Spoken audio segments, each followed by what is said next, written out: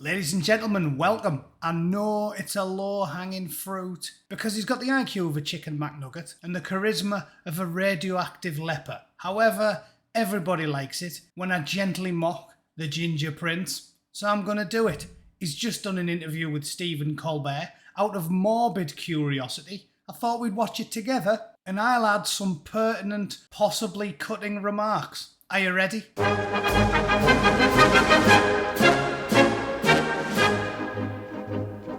The following content may contain suicide or self-harm topics. Well, I know that. A, he's a whinging, miserable, whiny victim. And B, there was always going to be a warning at the start because watching this will be enough to make the average viewer pray for death. He is also the Duke of Sussex. Please welcome to The Late Show, Prince Harry.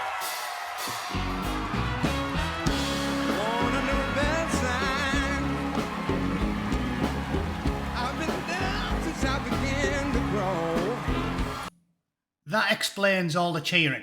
Look at all the masks in that audience. Look at them all. That is pure weapons-grade autism in that building. Wall-to-wall soy. Scared of their own shadow. Desperate to be told what to do every hour of every day. If I even passed through the studio on the way to somewhere else, I'd probably have a man bag on by the time I got there. Skin-tight pink cords, a man bun, and a big spiky dildo wedged in my shit locker.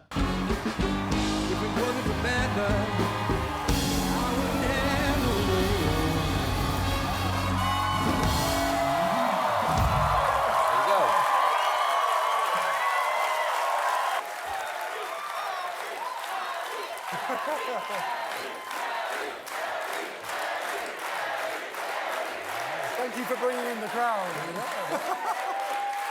There you go. Chanting like they're at the football game. If I cringed any more, I'd pull an exorcist and my head'd be doing 360s. Unbelievable. 500 middle-class arseholes sucking off a multi-millionaire because he cries about fictional racism. Make it make sense, please. It's available today. A lot of sensational leaks in the days coming up to this. I know that you yourself are a very private person for being a public figure. So he's definitely handed him a bunch of softball questions, and Stephen Colbert's just going to nosh him off for the entirety of the interview. What do you mean he's a very, very private person? He's lived his entire life in the public eye. And the second he got over here for privacy, he won't shut up whinging. He's doing a book tour, you dozy, geggy twat. And he's wrote a book about his private life, and he's going on TV shows all across the world. What do you mean he's private? He's private, like Fred West is a feminist. But yes, context is everything, and unfortunately, due to those leaks, the British press, which are central to so much of my story, my 38 years up until this point, and after spending 2 years focused on context, what I'm going to share, how I'm going to share it, and being able to piece it all together, they intentionally chose to strip away all the context and take out individual segments of my life, my story, and every experience that I've had and turn it into a salacious headline. Well, I mean, there are problems which is somewhat typical. Right, especially if you read this book, you find out how typical that is. Yes. Now, there's a lot of faults in the American press, and people from all different stripes can see that in the American press, but the British press is almost odd to me. It's sort of bizarre how vicious they can be. You detail a lifetime of dishonorable behavior like the kind you're describing, and not only from the press, but from palace sources. Yeah. The press was scathing of Camilla and Kate when she first got started, but both of them learned to keep their mouth shut and treat the public with a bit of respect, and that's when it stopped. He's got the same treatment as everybody else.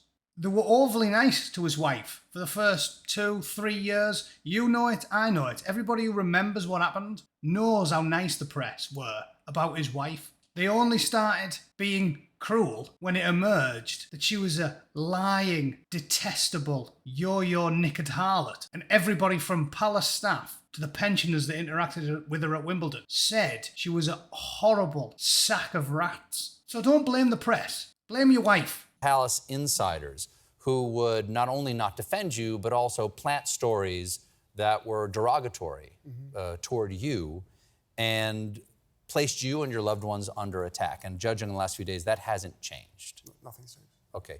Do you think that right now there is an active campaign by the rest of your family, by the royal house, as it were, to undermine this book and you as you support it? Of course, and mainly by the British press, because they But are... aided and abetted by the palace. Again, of course, but there's... Unbelievable. Throwing his own father and brother under the bus. Unbelievable. I wouldn't talk this much shit about my father and brother.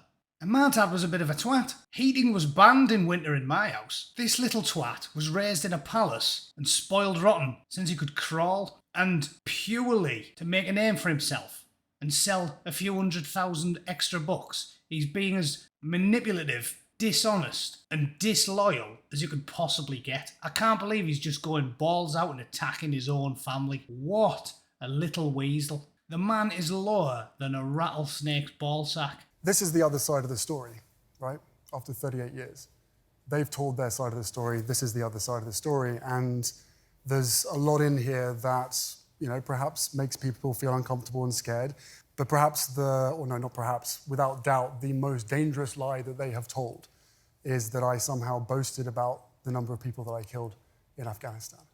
I've read that section of the book, and without reading the entire thing right here, to me, it's a very thoughtful description of what... It isn't a thoughtful description. It's boasting. I've read the 3 pages surrounding the paragraph. He's gobbing off about exactly how many people he killed, like he's marking off notches on his rifle butt. The bloke is a rat. For those of you that don't know, that is not something military people do. You don't mark them off like notches on Mick Jagger's bedpost. The bloke is just a rat. There is no need to talk about these things. There's no need to talk shit about your brother. There's no need to talk shit about your dad. And there's no need to tot up exactly how many people you claim to have killed on operations and then write a book about it. It's crass and it's ridiculous. And nobody who's not a twat does it. And those are 2 different things. One is to say, like, oh, don't care, don't explain. But the other is very forceful and say, almost like, pardon my expression, damn it, you cannot come for me because I have the right to this position and the right to my actions. Do you see those 2 in conflict? Does your family really not explain and not complain? No, it literally is that. It's a motto. That's all it is. For well over a decade, probably 2 decades, the motto itself is a shield to be able to feed narratives, trading of information, personal information on family members, to take one down to build one up, and through unnamed sources. The rat bastard. So you say, never complain, never explain, which they don't do. The Queen was tight-lipped for 60 years. And this horrible little... You might as well dig her up, because it is sick to hear him dripping about the behaviour of his family. When they have sort of lived it, they don't complain in public. If you've got a problem, you do it in private. Because the press talks shit, therefore it's really the family complaining. The press don't... It's not like an agony aunt. The press don't write lengthy stories about how upset the royals are. They write whatever they think the public will read that's about the personal lives. Sure they do. But it's not like a therapy session whereby the royal family tells some hack journo all of the problems and then they write a story about it. Nobody's interested in reading that. This weasel is just trying to excuse his own behaviour. And so they do it too. They just do it via a third party. They don't. How many times have they talked shit about their own family publicly? Does he expect us to believe that all of the leaks from those phone calls about Camilla and Charles a few decades back, what, did they all come from Charles? Have a word with yourself, fox piss. There's a lot of talk about the physical fight that the 2 of you had, where he pushed you down in the kitchen and broke the dog bowl when you fell on it. It says it broke your necklace. An RF officer pushed you over and you fell in the dog bowl and you broke your little necklace. Get a grip, you sad bastard. I can't believe you told anyone that. I'd be less embarrassed if they caught me with my brother's cock in me mouth than getting filled in by an RF officer and then cried about my necklace. Oh my God. This one, which is now fixed and now it's got... And what's on there? What do you got there? We got my kids' heartbeats. You know they're going to love this as well. That studio dripping with soy. They're going to love that.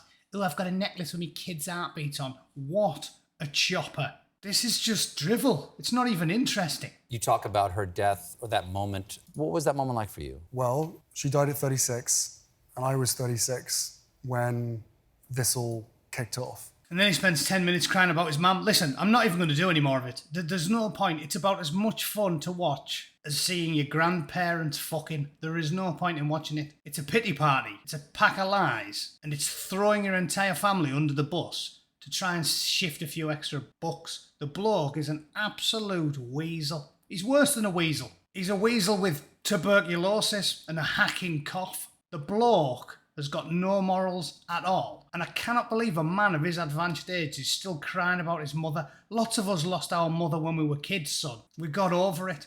You're a rat. And you can talk about Princess Diana till the cows come home. It ain't going to make you any more popular than a bastard at a family reunion. Love very often turns to hate. That's why lots of divorcees want to cut their ex-husband's gonads off. I get it. And now the British public gets it. Every one of them. Because they went from liking Prince Harry to absolutely despising Prince Harry. And I can see why. I only hope that the rain keeps coming down and him and his wife end up in the sea next week, because I'm sick of hearing from the pair of them. Anyway, I'll put the link in the description. If for some bizarre reason you want to watch that 40-minute pity party, I'll put a link in the description for you. But trust me, my abridged version is far more interesting. All right, thanks for watching. I'll see you all very soon.